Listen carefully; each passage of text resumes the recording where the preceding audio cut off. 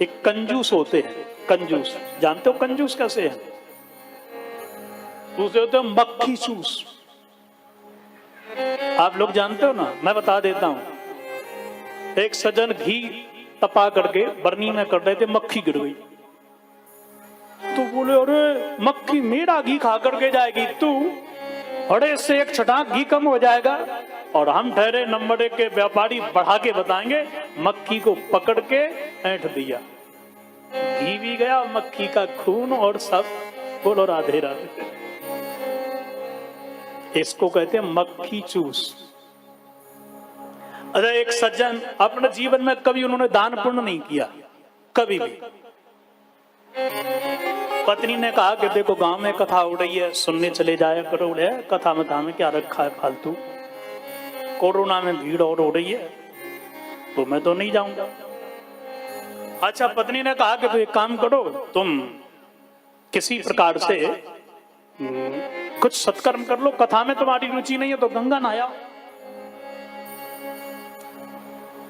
सोचा क्या करूं, गंगा स्नान के लिए पत्नी पड़ गई पीछे, पर गंगा जी के लिए जाएंगे तो खर्चा तो लगेगा ही लगेगा। तो तैयार हो गया, बोले कोई बात नहीं, 30 किलोमीटर दूर है, पैदल चलेंगे। सुनना, बस न रिक्शा न टेम्पो, पैदल पैदल श्रीमान जी चल पड़े। पहली बार जिंदगी में गए। आप गंगा, और गंगा स्नान करने में भी संकट है, वहां पंडा जी मिलेंगे तो पंडा पीछे पड़ जाते हैं, सुनाएंगे, बेइज्जती करेंगे, क्या करें क्या न करें। सो ऐसा घाट छांटा उन्होंने कि जहां पंडा जी ना मिले, मरघट। बोलो राधे राधे। वहां पंडा जी काय को होते हैं भाई? ओ कब नहाएंगे? बोले उस समय नहाएंगे जब कोई जल ना आ रहा हो, कोई जल ही जाएगा। सो मरघट पे जाकर के, मरघट के घाट पे गंगा जी में जाकर के वस्त्र उतार करके रखे और जो डुबकी लगाई, जय गंगा मैया हर हर महादेव। जो बाहर निकले सो महाराज श्रीमान जी खड़े, स्वयं श्री ठाकुर जी पंडा बन के आएगा। और जो बाहर निकलने को वह हर हर महादेव। सेठ जी बोले श्रीमान जी आपका परिचय? बोले हम इस घाट के पंडा जी हैं। सेठ जी ने कहा हे भगवान, इस घाट को भी नहीं छोड़ा, इसको तो छोड़ देते कम से कम। बोले वाह, हमारा घाट है, वो सबके घाट बड़े होते हैं, तुम्हारी ये जिम्मेदारी है कि कोई जजमान आकर के यहाँ स्नान करे तो उसका संकल्प करवाए। बिना दान के गंगा स्नान का फल मिलता नहीं है, तो ये हमारा कर्तव्य है, इसलिए आप कुछ दान करो। अब श्रीमान जी इसीलिए परेशान थे, दान मान के चक्कर से ही तो आए थे। क्या करें? बोले दान, दान मान कैसा? बोले नहीं, दान तो देना पड़ेगा। देखो हमारे घाट पे तुमने डुबकी लगाई है तो यहाँ का नियम है, सभी पंडों को देना पड़ता है, इसलिए दान तो करना पड़ेगा। बोले दान? अरे बोले कुछ भी कर दो आप, अन्न दान कर दो, वस्त्र दान कर दो, रुपया धेला जो भी। हाँ तो हम दान करना, अभी तो हमारे पास है नहीं। देखो फूटी कौड़ी, यदि फूटी कौड़ी भी होती तो हम पैदल क्यों आते, और इस घाट पे क्यों आते? तो भगवान पंडा के रूप में बोले कोई बात नहीं, हम तो उधार ले लेंगे, तुम तो संकल्प कर दो। जजमान बोला बड़ा हठीला, दान के पीछे पड़ गया है पंडा। बोले अच्छा कोई बात नहीं, हमारा संकल्प कर लो। कितना संकल्प? बोले 1 धेला, पुराने समय में चलता था। दिया? बोले हाँ दिया, लिख लो। अपन लोग जाते हैं ना बद्री नारायण, गंगोत्री, जमुनोत्री, केदारनाथ, तो वहां लिखवा के आते थे। ऐसा भी दान होता है, देखा ना? भगवान श्री राम विश्वामित्र जी के साथ में जब गए तो राम जी के पास तो कुछ था नहीं, लेकिन वहां कथा सुनी, गंगा स्नान किया और ब्राह्मणों को दान भी दिया। दान का अर्थ ये लिखवा दिया, ये भी दान होता है। 1 धेला लिख लो महाराज, ठीक है। सेठ जी स्नान करके घर पे नहीं आए, अंदर ही गए थे कि दरवाजे पर जाकर के पंडा जी ने आवाज लगा दी। वो तो अंतर्यामी थे, ठाकुर जी थे। सेठ जी हैं क्या? सेठ जी बोले कौन आवाज लगा रहा है? सो घरवाली ने कहा मैं जाकर के पूछती हूँ। कहो महाराज प्रणाम करती हूँ, कहां से आए हो? बोले सेठ जी ने गंगा स्नान किया था हरिद्वार में, हमको कुछ दान लिखवाया, सो दान लेने के लिए आए। घरवाली लौट करके आई। सेठ जी बोले कौन है? बोले पंडा जी, कुछ स्नान किया तो दान मान बोल करके आए थे। सेठ जी बोले हे भगवान, बोल के तो आए थे पर इतने जल्दी पीछे ही लोगों चलो आए हो। हाँ दान तो बोल करके आए थे पर हम तो लिखवा के आए थे, हमको क्या बता के पीछे किया जाएगा। तो बोले दो जो बोला था। सेठ जी बोले देना लेना कैसे? अच्छा बोले एक काम करो। क्या? बोले कह दो जाके, वो तो बीमार हो गए, पैदल चल के आए, सो बुखार आ गया। पत्नी ने कहा तुम तो अच्छे भले हो। बोले जो मैं कह रहा हूं वैसा करो ना। सो पत्नी ने जाकर के कहा, बोले महाराज 30 किलोमीटर पैदल गए, गर्मी में जाके डुबकी लगाई, 30 किलोमीटर चल के आए, बीमार हो गए, वो नहीं उठ पा रहे, लेट गए। भगवान बोले जजमान बीमार हो गया? अरे राम राम, जजमान के सुख में सुखी और दुख में दुखी, ऐसे ही तो हम पंडा जी हैं।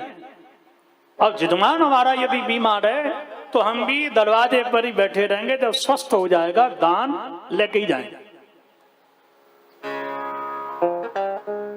उड़ते भी एक काम करो। क्या? बोले हम भूखे हैं सवेरे से, सो दाल चावल आटा घी शक्कर ये तेल थोड़ा दे दो, बना के पा लेंगे। पत्नी लौट करके आई। बोले वो तो ऐसे ऐसे कह रहा। सेठ जी बोले राम राम, ये तो पंडा पीछे ही पड़ गया मेरे। और एक रेला देना बढ़िया है तो भोजन करेगा, खर्चा बढ़ेगा, क्या करेगा? सो पत्नी से कहा कि ये कह दो वो तो मर गए। पत्नी ने कहा कि ये तो गलत है। बोले नहीं, जैसा मैं कह रहा हूं वैसा करो। पत्नी ने कहा ठीक है। जाकर के दौड़ के पूछी महाराज पंडा जी क्या हुआ? बोले सेठ जी तो गए। अब भगवान तो अंतर्यामी थे। भगवान बोले राम राम राम, जजमान चला गया और ऐसे समय हम देरी से चले जाएं तो ये भी तो ठीक नहीं है ना। अब तो जजमान के दुख में दुखी रहना ही है। अब उनकी हम अंत्येष्टि करवा के ही जाएंगे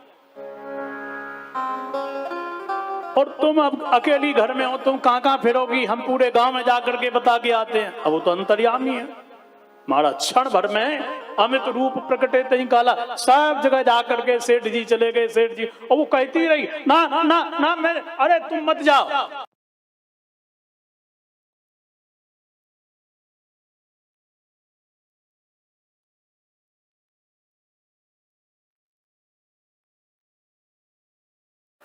तो ठाकुर जी सब जगह कहे, गांव वाले सब आए, उस सेठ जी को अर्थी पर रख लिया। पत्नी कहती रही वो मरे नहीं हैं, जिंदे हैं। और लोग कौन सुने? बोले पत्नी तो कहती ही है, मोह है जी, तो रख लिया। अच्छा वो भी श्वास साध गया। भगवान भी सोचने लगे बारे लोभी कंजूस देखे, पर ये तो महा मक्खी चूस, उससे भी आगे निकल गया। सांप मरघट में पहुंच गया, कंडी पर लकड़ी पर रख दिया। भगवान ने सोचा वाह भैया तुम जीते हम हारे, कितना बड़ा मक्खी चूस। तो भगवान पंडा के रूप में बोले भैया अग्नि देने वाले हो? बोले हाँ। बोले जरा हम थोड़ा कान में मंत्र देते जजमान में, हमारा मुक्ति हो जाएगी, इससे लाभ जरूर होगा। बोले हाँ हाँ कहो।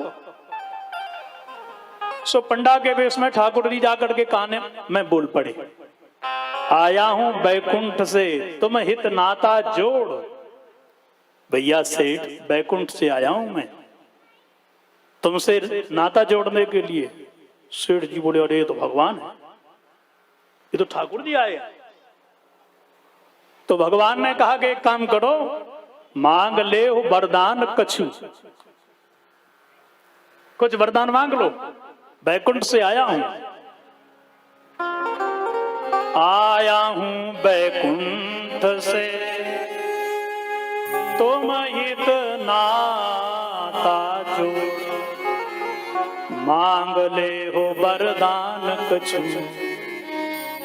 सो सेठ जी सैया सही बोले, वो मरघट की सैया सही बोले, धेला देऊ छोड़। देना चाहते हो तो जो गंगा जी के तट पर संकल्प हुआ था वो धेला छोड़ दो। भगवान बोले वाह भैया, दान धर्मान राज धर्मान मोक्ष धर्मान विभाग सा, स्त्री धर्मान भगवत धर्मान समासव्यास योगता। इसलिए भगवान श्री कृष्ण कहते हैं युधिष्ठिर भैया जीवन में दान करो, दान करोगे नादान नहीं कहलाओगे, दान खूब करो। भगवान ने जो दिया भाई, धन दान करो, अन्न दान करो, वस्त्र दान करो, कुछ नहीं कर सकते तो मीठी भाषा ही दान कर दो ना, इसमें क्या बिगड़ेगा भाई। इसलिए दान करो, पर दान ऐसा नहीं कथा में सुना बोले सब दान करूंगा, क्यों? बहू बेटा लड़ते हैं, वो दे के देख लो। संपूर्ण दान देना भी कोई अच्छी बात नहीं है, इसलिए दान सीमित, अपनी कमाई का चतुर्थांश दान करते जाओ। बोलो राधे राधे। देखो 1 लाख रुपया कमाए हैं तो बच्चों की फीस भरना भी पुण्य है, धर्म है। अपने लिए वस्त्र खरीदना भी पुण्य है, पत्नी को साड़ी लाना भी पुण्य है। सीमित अवस्था में 2 साड़ी से 2 पैंट शर्ट से काम चल सकता है तो उतना ही लो, फिजूल खर्ची से बचो। 10 लाख के रख दिए और पहन सकते हैं हम 2 ही, तो 8 के पैसे आपने गमा दिए ना फालतू के। इसलिए आवश्यकता अनुसार शरीर पर खर्च करना भी पुण्य है। दान उतना करो जितनी आवश्यकता है।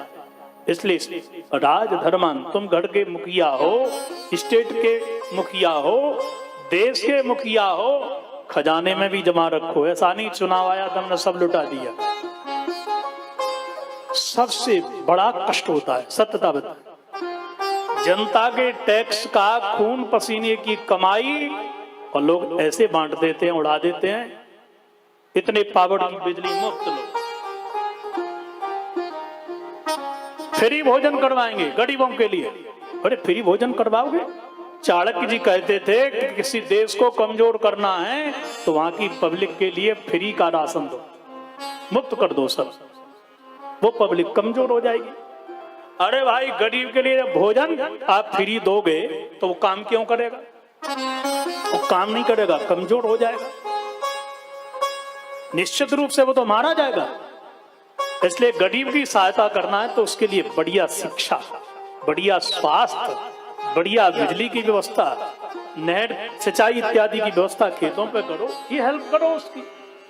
और पैसा बांट देना और कर्ज माफ कर देना, इससे बुरा कोई नहीं। इससे लोग निकम्मे हो जाते हैं। भाई बैंक से पैसा लेते जाओ, भरो मत, क्यों?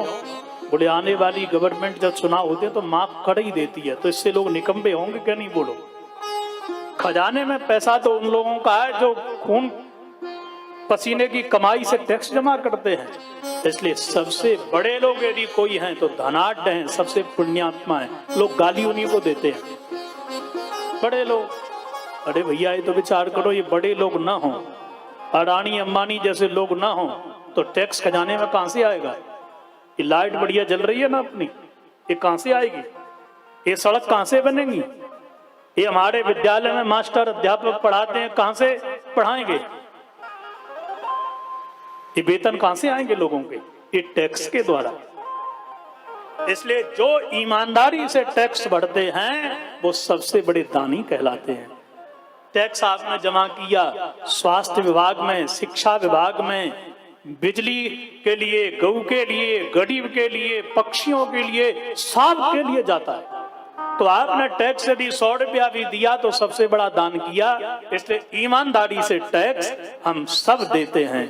कोई वस्तु खरीद के देता है, कोई कमा करके अपनी फाइल इनकम टैक्स भर के देता है, पर देते सब हैं। बोलो राधे राधे राधे राधे। इसलिए जीवन में दान करो, पर दान करो पर तुम मुखिया हो, विपत्ति के समय खजाने में भी रखो।